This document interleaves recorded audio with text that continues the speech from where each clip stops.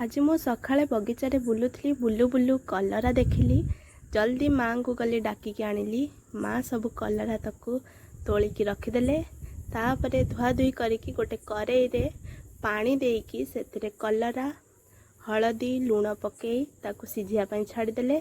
एपटे आम प्रस्तुत कले बेसर मसला। बेसर मसला पई टमाटर कंचा लंका रसुण अदा आ सोरिष जीरा देकी ताकू भले से बाटी देले। एपटे आम कलरा भी सिझी जाइतिला। तापरे सेही सेम करेई रे टिके तेल पकेकी बेसर को टिके भाजी देले। बेसी भाजीबेनी टिके भाजिकी तापरे एमिति सिझा कलरा को मझीरु काटिकी सेथिरे पूरा दे दबा। पूरा देकी देखंतु सब रेडी हो जाछि। पुणी आमे से सेम करेई रे टिके तेल देकी एमिति कलरा को सजेकी रखिदेबा। तापरे ताकू टिके टिके समय छाड़ी की लेउटे देबा। देखंतु आमर कलरा गोटा कलरा भजा प्रस्तुत हो गला। एमिति नुआ नुआ रेसिपी पाई आम चैनल को लाइक शेयर सब्सक्राइब करने को जमारू भूलिबेनी। रहिली बाय।